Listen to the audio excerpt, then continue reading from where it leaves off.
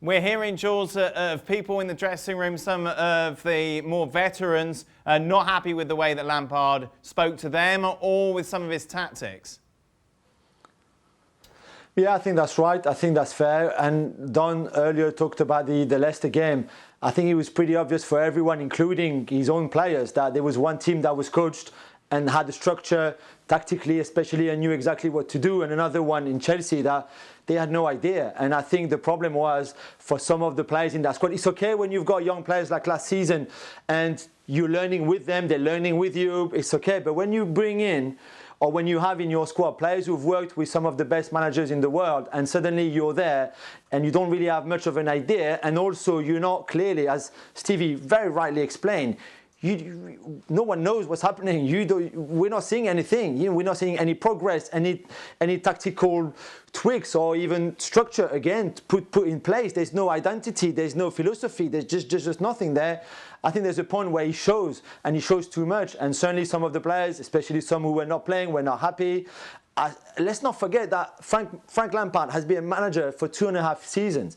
2.5 years for a job like this, at a club like this, with this squad, is crazy. And I think he's also paid that. He paid the fact that he lacked so much experience in bad times, so much experience in managing a dressing room like this with big egos, with big names, big players, and also lacking experience when you're in a game where it's very tight, it's a thin edge on whether you're going to win it or lose it, and you end up losing it. And I just think he needed a bit of time to learn, and Chelsea right now don't have any time for him to learn. Too big too soon, Stevie? I think. Listen, it's dead easy now that he's gone, and we can sit and look at the time he spent there, and really, it's hard to suggest that it's an outrageous decision. I do believe he should have had more time, but I think when you look back, and I've just pointed out one of the problems, then it probably is just a little too big too soon. Yeah. Donna, it's interesting because we know the dynamic at Chelsea and the power that the board have. Why would he go about picking fights? Why would you do that when you know the repercussions were always going to be extreme?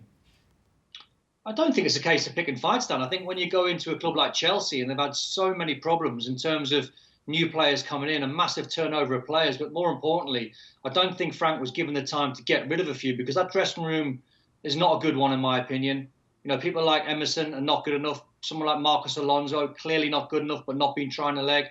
Rudiger, I was surprised because I thought he was fantastic since he's been there, but hasn't been in good form.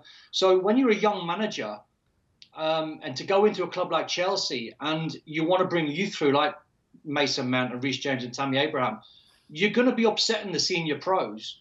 Now, that's not picking a fight. That's trying to do what you think's best for the club. Now, there's an argument saying, well, put your arm around the senior pros and wait, give the young players a little bit more time. But he thought he'd go a different way.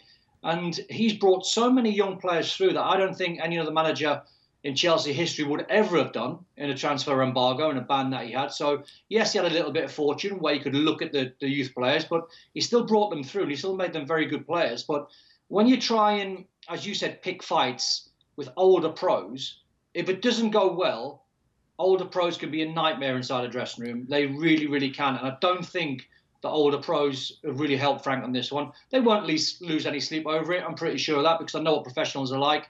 But some of those professionals at Chelsea need to take a look at themselves. Well, thank you very much for watching ESPN on YouTube. For more sports highlights and analysis, be sure to download the ESPN app. And for live streaming, premium content, and let's not forget as well, ESPN FC 7 days a week. Subscribe to ESPN+.